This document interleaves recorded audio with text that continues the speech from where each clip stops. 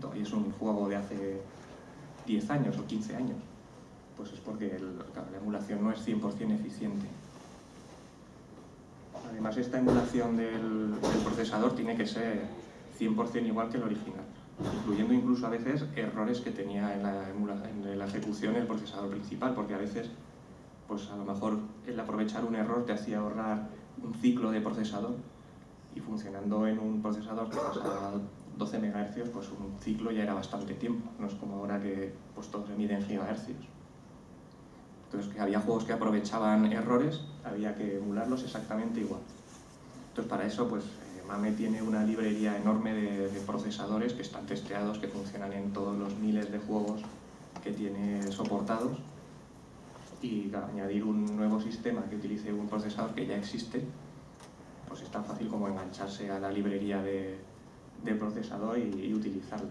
Además, casi todos los sistemas de los años 90, pues lo normal es que llevasen un Motorola 68000 y un Zilog Z80.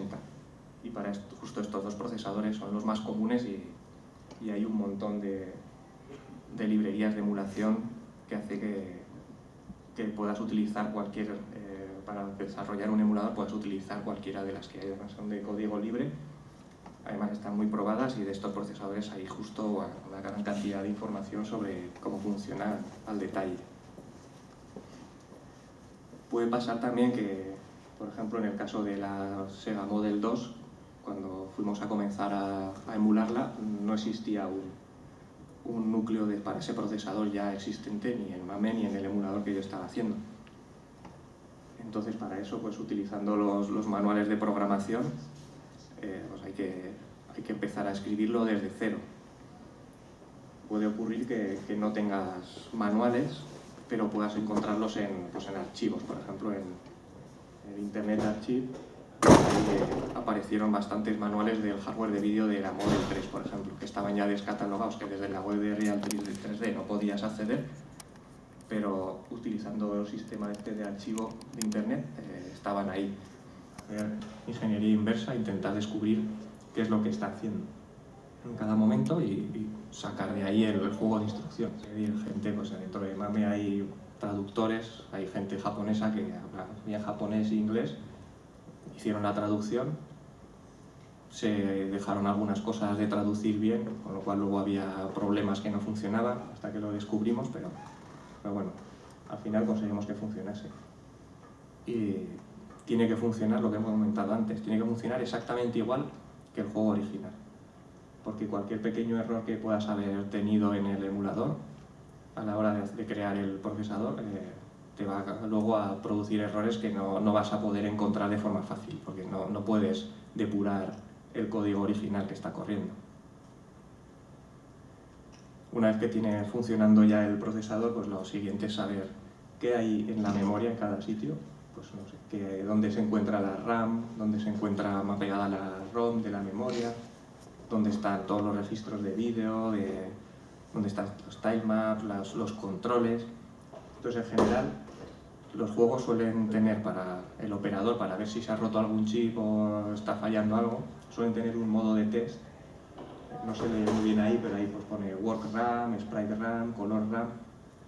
Entonces, si tú estás viendo a dónde está accediendo en cada uno de esos puntos, sabes exactamente pues dónde está la RAM principal, dónde está la RAM de Sprite, dónde están las memorias ROM mapeadas. Otra vez te puedes encontrar con que el modo test simplemente pone ahí unos números de chip, que eso es más útil para quien lo quiere arreglar, pero para poder saber qué hay en cada sitio, pues la verdad es que no ayuda para nada. Una vez que ya tenemos todo conectado y el juego está empezando a correr, es hora de que empiece a mostrar algo. Todos los sistemas de la época, pues de la Capcom System 2, Neo Geo, todo eran sistemas de gráficos en 2D. El 3D no empezó a aparecer hasta las placas de Model 1 y 2 de Sega y System 21 de Namco. Entonces, casi todo el sistema de gráficos se basaba en gráficos ya pregenerados que se pintaban sobre una serie de tilemaps que se llamaban, ahora lo explicaré un poco más adelante, y sprites que se movían. y ya está, no había forma de manipularlos más allá de lo que te permitía ese sistema. Había sistemas que sí que dibujaban toda la pantalla píxel a píxel, o sea, cada frame había que volver a dibujar pues cada navecita que estaba píxel a píxel dibujada, cada disparo que se movía y todo esto cada frame. Los procesadores en aquel tiempo eran lentos, con lo cual los sistemas que utilizaban esto solían tener un procesador dedicado exclusivamente a pintar la pantalla y necesitaban otro procesador para poder ejecutar el resto del juego. O bien utilizaban chips especiales que permitían copiar bloques de memoria a la pantalla. Entonces simplemente generaba una lista de bloques a copiar y todo eso había un chip especial que lo pintaba. Pero lo más normal era que se utilizasen tilemaps. Tilemaps es como mosaico. Entonces un tilemap simplemente era una estructura en la que, pues, por ejemplo, podía tener 1024 por 1024 celdas y cada celda el procesador colocaba ahí el numerito del tile a pintar. Este numerito correspondía con un dibujo dentro de la ROM, pues generalmente de 8 por 8 píxeles, que se iba a pintar en ese hueco. El procesador rellenaba todo eso una vez al cargar el nivel y ya está, no lo tocaba. Luego simplemente le decía al hardware en qué coordenada empezaba o si quería mover hacia la izquierda o hacia la derecha todo, y el hardware de gráficos se encargaba de pintarlo todo usando 0% de uso de CPU. El procesador simplemente tenía que escribir un registro o dos registros con la X y la Y a la que pintar. Los mosaicos estos generalmente eran más grandes que la pantalla. Por ejemplo, en Street Fighter, pues tú estás viendo un trozo, pero cuando te mueves hacia la derecha vas viendo un trozo más grande. O sea, vas viendo otro trozo más a la derecha, hacia la izquierda hay más trozos, saltas y hay un trozo más arriba. Todo esto estaba en la memoria, el procesador no iba generando los trozos extras, que simplemente iba moviendo, digamos, la ventana de visión en cada momento que tenías delante. El problema que tenían es que estaban limitados a lo que había en la memoria, o sea, no podían pintar algo que no estuviese ya guardado en la memoria, no podían generar al vuelo nuevos dibujos, con lo cual todo lo que podían pintar tenía que estar ya predefinido de antemano y guardado en todas las memorias. Según iba pasando el tiempo, se iban necesitando efectos más complejos. Por ejemplo, transparencias. Porque al principio todos los timemaps eran opacos. O se veía el píxel o no se veía el píxel. Luego ya pues comenzaron a un 50% de transparencia, lo mezclo con el de atrás para que pues, dé una simulación de transparencia. Poder cambiar la prioridad. Realmente los juegos tenían varios tilemaps de distintos tamaños, entonces a veces me interesaba que el tilemap de las texturas más grandes estaba más atrás, otras veces más adelante. Line Scroll, por ejemplo, si habéis jugado al Street Fighter, sabéis que el suelo, cuando vas moviendo, hace un efecto en 3D que hace que las líneas que están más cerca se mueven más rápido, entonces da una sensación de perspectiva. Eso se hace con un efecto que se llama Line Scroll, que aparte de decir todo el tilemap, poder moverlo de golpe, podías mover de forma individual cada línea, lo cual moviendo más rápido las que estaban más cerca, más abajo, y más lento las que estaban más arriba, daba una sensación de perspectiva. Y Roth significa rotozoom. Esto era si habéis jugado a una Super Nintendo, el modo 7 de la Super Nintendo, que te permitía proyectar una textura y rotarla y ampliarla y reducirla. Entonces todos los timemaps se usaban para los fondos en general, para el suelo, pues si querías hacer el efecto 3D, incluso para pues, los textos de los nombres de los personajes, la puntuación, todo eso que estaba fijo en la pantalla siempre, todo eso era un tilemap, porque estaba alineado siempre una cuadrícula y todo tenía que estar en el mismo punto y se movía todo en bloque. Por ejemplo, pues esto es un Marvel vs Capcom. Capcom System 2 tenía 3 capas de tiles. La de la izquierda de todo era unos tiles muy grandes, de 32 por 32 píxeles cada uno, entonces eso solía ser siempre el fondo del todo. La intermedia era de 16 por 16 y es la que tenía la capacidad de hacer el efecto del suelo, pues ahí está el juego y el suelo ahí. Y la más pequeña, que era de 8 por 8, se solía usar para los textos, Entonces ahí pues estaban los dibujos de los personajes, la puntuación, el nombre, etc. Una vez combinado todo, pues quedaba la pantalla tal cual se veía luego en la original. Cada uno de estos elementos, pues cada una de estas capas se podía mover independientemente de las otras, simplemente escribiendo un valor en una dirección de memoria, lo cual todo el movimiento era gratis para el procesador.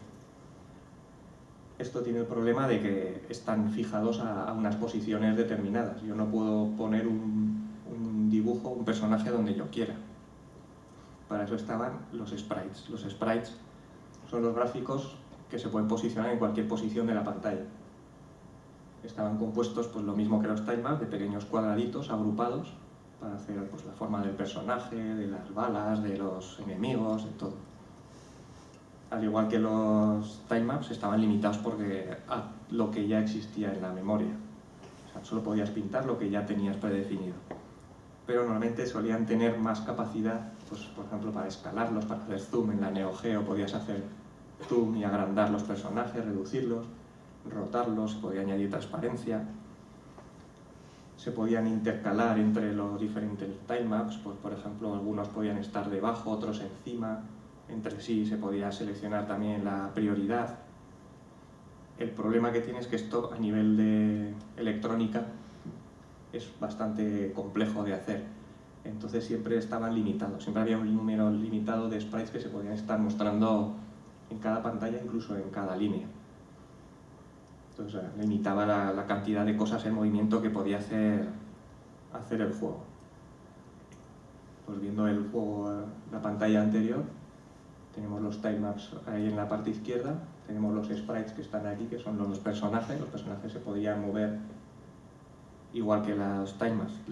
Tenías todo el personaje, dabas una coordenada XY, pues Ryu tenía su propia coordenada XY que se podía mover, Capitán Comando otro, y una vez montado, pues quedaba la imagen del juego final.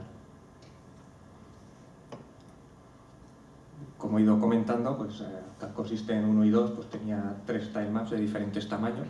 En general uno muy grande para los fondos y luego 2 más pequeños para las cosas que estaban más cerca. Se podía programar el orden en el que lo mostrabas, en el que se combinaba. Neo Geo solo tenía un tilemap, además no se podía hacer scroll, o sea, estaba fijo siempre. Y eso se usaba pues, para los textos, simplemente, no tenía más funcionalidad. Pero sí que tenía la posibilidad de que podías enlazar un montón de sprites todos seguidos y mover un sprite muy grande con una sola coordenada. Entonces al final el efecto era el mismo, porque hacías un tilemap enorme que lo movías de un lado a otro. Polygamy Master, que es esta que hay ahí de color rojo, tenía 2 timemaps, que estaban siempre fijos. El de 16×16 estaba debajo y el de 8×8 arriba. En general siempre está el 8×8 arriba porque es para los textos y casi todas las fuentes eran de 8×8 píxeles cada letra. Crystal System, que es un sistema que salió después de la Neo Geo como, digamos, sucesor de Neo Geo, pero no tuvo nada de éxito, utilizaba un blitter de estos que he comentado al principio, que le dabas una dirección de memoria y donde querías que te lo pintase y él lo copiaba. Hacía diferentes operaciones de rotación, tal. Era un hardware bastante flexible para eso, porque además ese sí que podía acceder a la RAM directamente, entonces tú podías generar al vuelo los dibujos que querías pintar, no estaba limitado a lo que había en ROM. Model 2, que es Daytona USA, Virtua Fighter, Sega Rally, tenía 2 timemaps que podías programar si querías que estuviesen por debajo o por encima del 3D. Esto los emuladores normalmente lo dibujan todo píxel a píxel. Cada frame se vuelve a pintar cada píxel uno por uno. Lo que pasa que con los avances de las GPUs, esto Mame no lo hace porque Mame siempre lo hace todo por software, pero he hecho algunos experimentos con las tarjetas gráficas de ahora con shaders, pues puedes intentar simular esos sistemas de que yo dejo las coordenadas, o sea, dejo los valores en una memoria y luego es el pixel shader quien me resuelve todo eso, haciendo que yo no necesite gastar CPU para poder pintar todos esos timers. Luego los gráficos siempre, cada sistema estaba almacenado de una forma extraña y exótica. Entonces, claro, la evolución hasta que conseguías ver algo de con lo que estaba pintando, pues era bastante dura. Por ejemplo, lo más rápido era pues, el intentar identificar qué tenía color y qué no. Por ejemplo, arriba a la izquierda. Luego ya, pues, ya encontrabas cómo estaba codificado el color.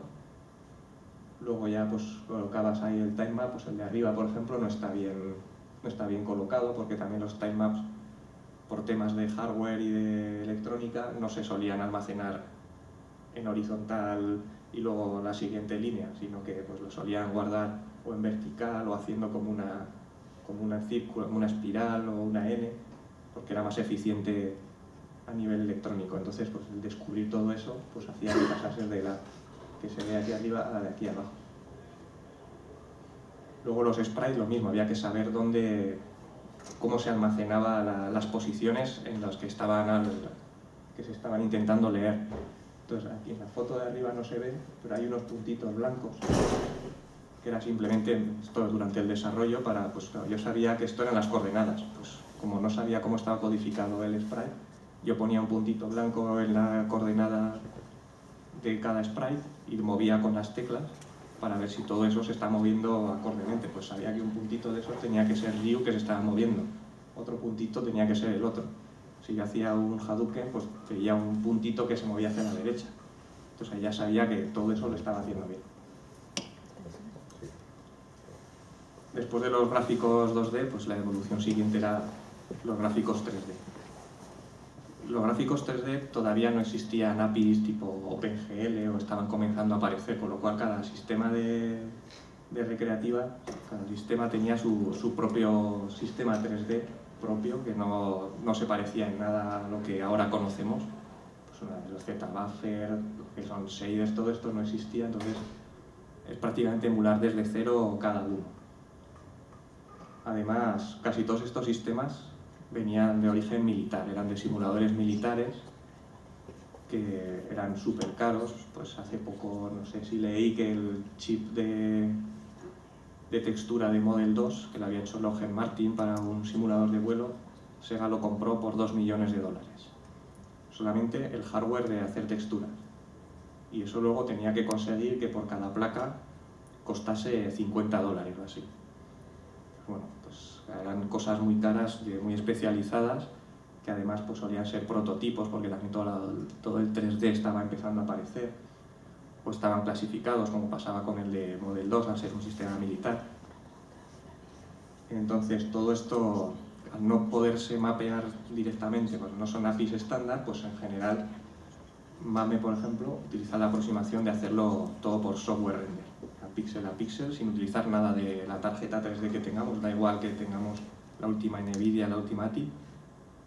Generalmente MAME va más lento porque lo hace todo siempre por software.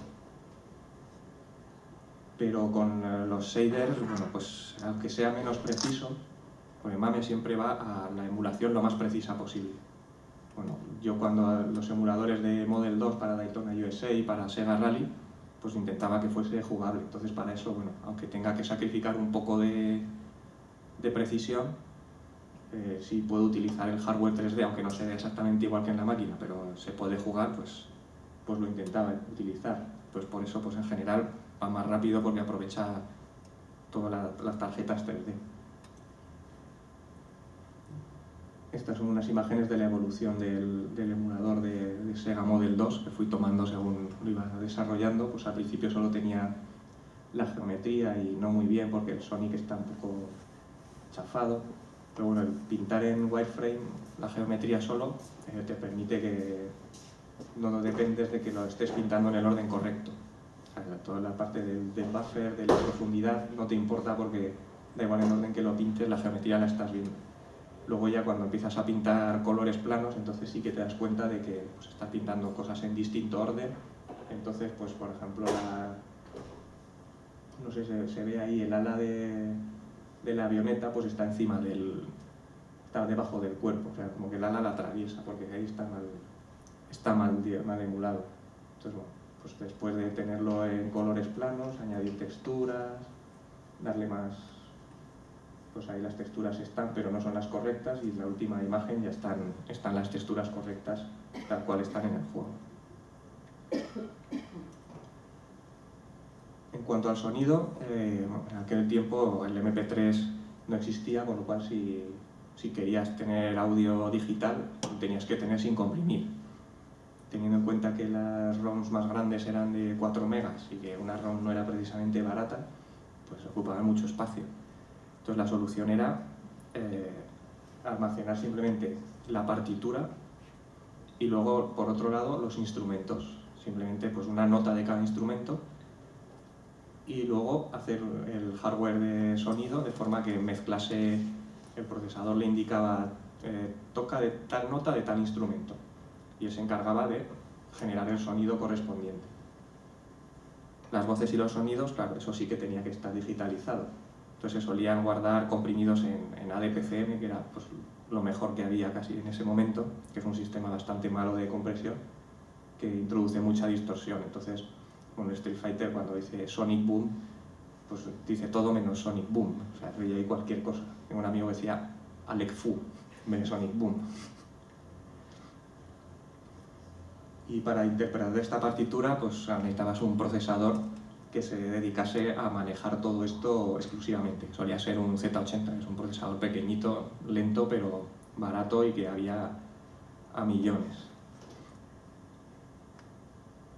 Igual que hemos visto cómo construían los gráficos, pues había diferentes formas de generar el sonido. La forma inicial y más primitiva era utilizar componentes discretos. Discretos en el sentido de que eran piezas sueltas.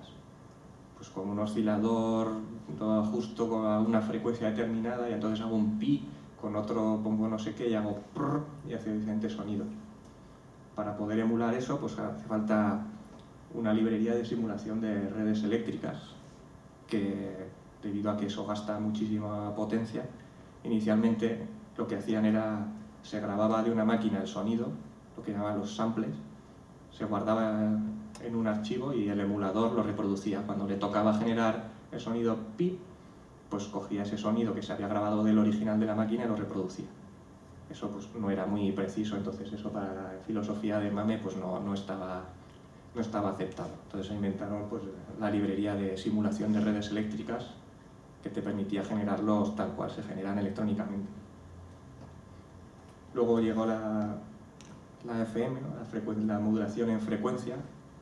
Tenía diferentes generadores de ondas, pues una senoidal, cuadrada, diferentes frecuencias, se podían mezclar entre sí y esto pues siempre daba un sonido electrónico que tenían las máquinas y que tenían los ordenadores de la época, que lo escuchas y pues suena electrónico. Y ya lo último más avanzado eran los sample mixers, que era lo que he estado comentando. Tengo el sonido digitalizado, pero no tengo toda la melodía digitalizada. Y alguien se encarga, un procesador, un circuito, de generar el sonido que yo le digo del que estaba grabado. Y bueno, al final del todo ya llegó el MP3 y los últimos juegos de Model 2 y que tenían una placa auxiliar que te permitía guardar la música en MP3 y sonaba la melodía tal cual estaba digitalizada con mucha más calidad. Antes hemos comentado un poco de la protección para evitar que se pudiese copiar. El problema que tenía para evitar que se pudiesen copiar es que además, como efecto lateral, hace que en esa época no pensaban en los emuladores, porque los ordenadores no tenían potencia, pero el anticopia hace que tampoco se pueda emular. En general, todas las protecciones pues, solían ser un dongle, bueno, un aparato que conectabas, que te venía junto a la placa de ROM, te venía otro aparato que tenía un circuito que no era una ROM, con lo cual no podías leerlo y copiarlo en otra, que, bueno, según cómo lo utilizasen, pues podía ser bastante fácil de saltar. Por ejemplo, en Model 2, el dongle lo único que hace es devolverte una frase siempre la misma. Y dentro del código se comprueba que la frase es la que te devuelve. Pues bueno, pues ya sé lo que tengo que devolver. No tengo problema para emularlo. Otra forma de protección era la encriptación. Encriptar la memoria con unas claves que estaban en un circuito que tú no podías sacar, porque si lo sacabas estaba alimentado con una batería y se borraba. Eso es lo que pasaba en Capcom System 2 y Capcom System 3, por eso tardó tanto tiempo en emularse, porque las memorias estaban encriptadas y no se podía obtener los datos originales. ¿Cómo se obtuvo? Pues buscando un punto débil que había en la forma en la que se ejecutaba, pues se pudo escribir un pequeño código, digamos, un BIOS que arrancaba ahí antes de la máquina, y a través de los puertos que tiene la máquina para las monedas y para los botones, pues mandar la información a un ordenador y leer toda la memoria. Otra protección que solía utilizar, por ejemplo, Konami solía utilizar este sistema, era tener coprocesadores que hacían cosas específicas en el juego que estaban en el cartucho. Por ejemplo, lo más típico era las colisiones. Pues tenía un chip que tú le dabas dos rectángulos con las coordenadas X e Y, anchura y altura, y te decía si colisionaban o no. Si eso no estaba correctamente emulado, el juego parecía funcionar bien, pero a la hora de disparar, pues o las balas no mataban al enemigo, o los enemigos no te podían matar. Entonces todo eso pues había un poco que adivinarlo en función de lo que se veía que estaba haciendo el juego para pues emular y dar el valor apropiado a cada momento. También podía ser que estos chips fuesen programables y tuviesen un programa dentro. Entonces, bueno, estos pues ya existen formas de leerlo. Uno es pues aprovechando algún bug que tenga el programa, pues extraer todos los datos internos. Por ejemplo, eso que hay ahí, eso es de un juego de Polygame Master, volcado en pantalla, haciendo fotos. Cada página, pues yo no tenía ese juego, entonces yo escribí el programa, se lo mandé a quien lo tenía, el que lo tenía hizo fotos de cada una de las páginas. Luego esas páginas, unos chinos muy locos que había ahí por este sistema de juegos, se ofrecieron voluntarios a teclear 4 kilobytes de datos, byte a byte. Y menos mal que les puse un checksum ahí a la derecha para que no se equivocaran, porque si no era imposible. Eso de ahí es un circuito para poder leer, pues eso, lo que había comentado antes, a través de los puertos de la máquina, poder enviar información al PC y poder volcarla desde ahí, en vez de tener que hacer fotos a la pantalla. Esa es una evolución del de la izquierda. Y luego ya cuando ya todo eso no se podía, pues esto que hay aquí es una microfotografía de un chip decapado.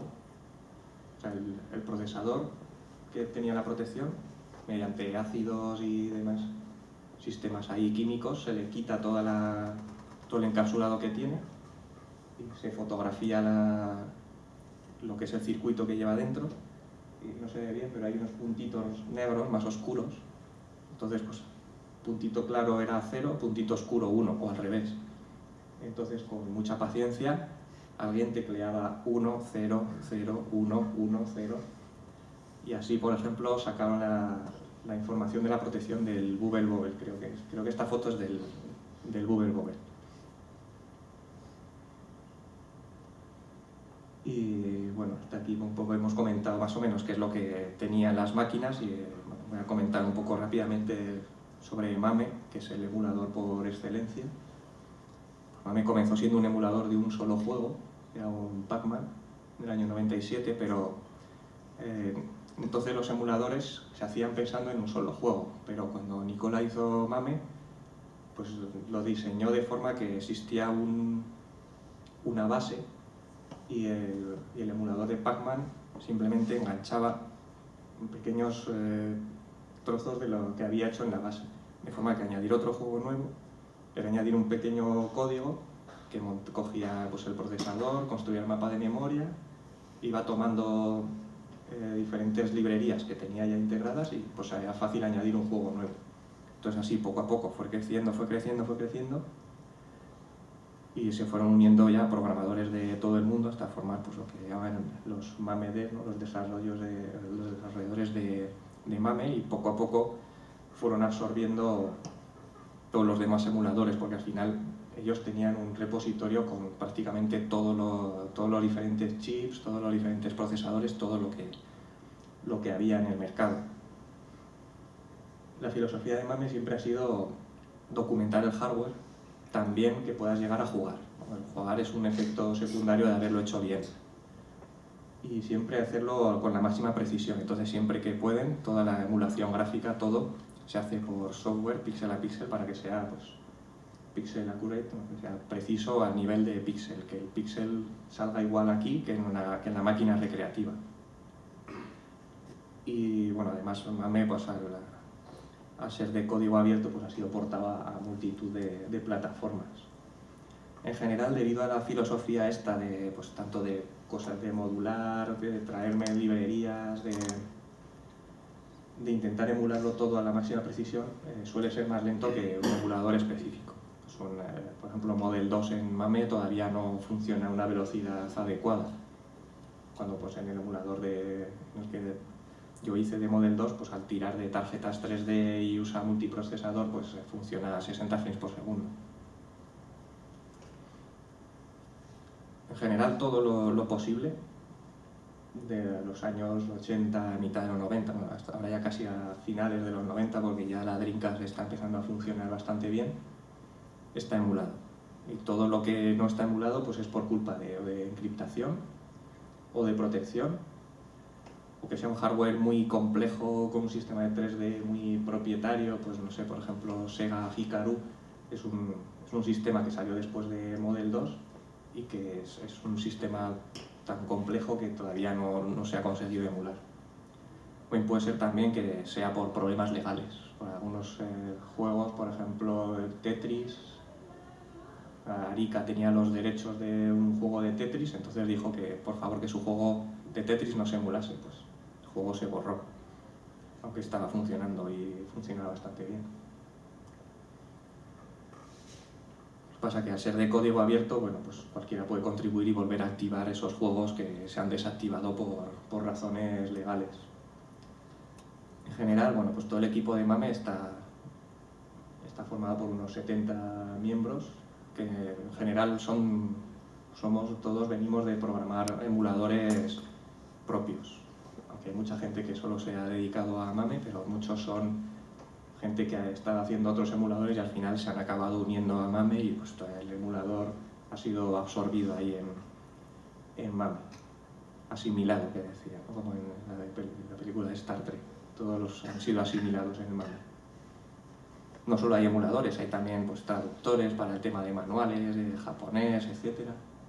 Hay personas que se encargan de leer las memorias, de mantener un FTP con todas las ROMs actualizadas, todos los manuales de los que se disponen.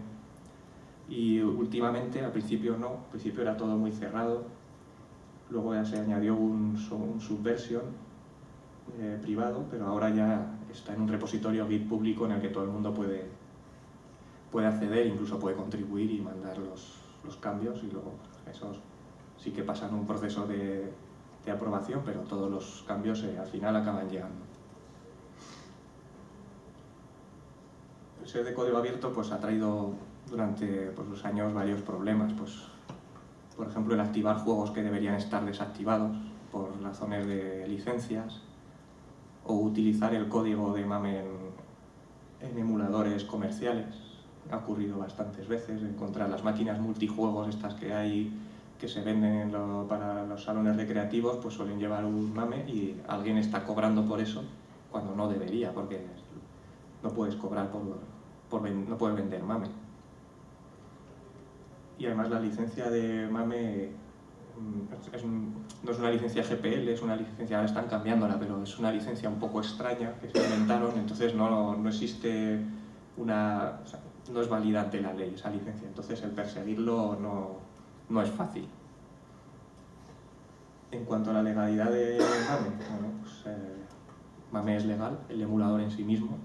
Lo que es ilegal o está en una zona ahí gris es tener las ROMs. Si tú tienes una placa, pues en teoría tú puedes tener igual que lo tengo aquí físicamente en un chip, lo puedo tener en un archivo, con lo cual yo puedo tener esa ROM. El hecho de que MAME sea legal es, por ejemplo, que muchas empresas de videojuegos han licenciado código de MAME para poder hacer sus propias colecciones de juegos. Por ejemplo, el Konami Classic Collection, creo que se llama, utiliza código de MAME y en los créditos sale Nicolas Almoria en el MAME, sale un montón de gente de MAME que ha contribuido a los drivers de Konami. Hace poco salió también en el Humble Bundle de hace un mes, dieron un montón de juegos de Neo Geo. Pues todo eso no está usando MAME, está usando un código de Nebula bastante viejo, pero bueno, está utilizando emuladores, con lo cual eso es legal. Además, pues, poco a poco la potencia de los dispositivos en los que tenemos actualmente han ido mejorando y ya MAME ya no es tan lento. Ya MAME puedes ejecutarlo en un móvil, en un tablet o incluso en un Raspberry Pi 1, un Raspberry Pi 2 y pues construirte tu propia máquina recreativa casera. Yo, como no tengo sitio para hacerme una recreativa, pues con un Raspberry Pi que hay ahí en una esquinita arriba a la derecha, pues me hice aquí un artefacto para poder jugar a los juegos, y esto simplemente con un HDMI, un Raspberry Pi lo conectas a la televisión, tiene un frontend que se puede descargar de una página de un proyecto para Raspberry Pi y tienes ahí todos los juegos que le quieras cargar, incluso tiene emuladores de Super Nintendo, de Mega Drive, pero el emulador de recreativa es MAME y funciona perfectamente. Y para terminar, bueno, unas pequeñas aquí palabras para retroacción, pues por si os queréis alguno unir a la asociación, pues si os gusta alguna de estas cosas, a diseñar los carteles, organizar eventos ahí para un montón de visitantes, jugar a videojuegos modernos o menos modernos, las músicas chiptunes de los juegos antiguos, o si os gusta cargar y descargar furgonetas para llevar cosas a Bilbao, al BEC, pues os esperamos a todos. Un poco, bueno, este es el cartel de este año de Retromanía, camisetas aquí dándole al vicio ahí a los juegos de la Super Nintendo, cargando y descargando la furgoneta, o haciendo de emulador humano ahí para jugar al Pac-Man, avanzando un frame cada vez que venía alguien a hacer un movimiento. Pues os esperamos. Está en la página web de la asociación y ahí tendréis toda la información. Y bueno, gracias por haber asistido a esta charla. Y ¿tenéis alguna pregunta? Sí, ¿emuláis todos los videoconsolas o solamente las recreativas? Antes había un proyecto separado que se llamaba MES, que emulaba las consolas, pero ahora ya se ha mezclado todo dentro de MAME y al final MAME, en vez de haber ya, o sea, MAME ya no significa Multiple Arcade Machine Emulator. Ya al final han cambiado el acrónimo, ya no me acuerdo, cambiaron el arcade por otra cosa que era más genérica. Entonces ya, sí, ahora ya emula pues, todas las consolas, incluso sistemas de ordenadores, MSX, o con disquetes, pues todo lo que es, todos los que eran sistemas antiguos que llevaban un procesador y mostraban gráficos. Incluso había un proyecto de máquinas de pinball en los que pues, cargabas los gráficos de la máquina de pinball y estaba ejecutando el código que corría dentro, que manejaba las luces, los marcadores, que te bloqueaba los flippers para que no pudieses mover. Estaba pensando en Spectrum, Amstrad. Sí, Spectrum, Amstrad, todos los ordenadores están emulados. Consolas, Mega Drive, Super Nintendo, todo lo que llevase un cartucho o disco prácticamente está ahí emulado. ¿Algún día podemos jugar al Virtua Racing emulado? El Virtua Racing emulado está funcionando. Quiero decir... Emulado correctamente, yo creo. ¿Al 100%? Está hecho una trampa, en realidad, porque el Virtua Racing está corriendo el programa de la CPU del Daytona USA, pero la diferencia queda porque el programa que corre en el chip que genera que hace el coprocesador de los gráficos 3D no se puede leer, está guardado dentro de uno de los chips, y aunque eso se han mandado a decapar, pero todavía no se han leído. Pero haciendo pruebas con el programa del Daytona USA, que sí que lo carga el juego al arrancar, vimos que es una línea simplemente de código la que cambia entre uno y otro. Entonces, aunque no es al 100%, pero el 99,9% está corriendo igual que la original. El que no sé si estaba, creo que al final lo terminaron de emular hace poco, pero no iba del todo bien, es la versión de Mega Drive. Es que yo uso el emulador de Mega Drive. Es que el Mega Drive lleva un chip especial el cartucho, que es un DSP que pues, tampoco no hay documentación porque es un chip que se hizo justo para ese juego. Pero la versión de Model 1, esa está emulada perfectamente. Y corre con el programa de Daytona USA apañado, pero funciona. La idea de MAME es continuar incorporando nuevas consolas, etc. O sea, acabaremos teniendo la PS4 dentro de unos años. O sea, la idea es que sí, porque al principio comenzaron, hay un esqueleto de código para la Xbox One que corrían las máquinas Chihiro, creo que son de Namco, no recuerdo de quién eran, corrían con una Xbox One dentro. Pues hay un esqueleto para emular Chihiro y bueno, carga pero no hace nada.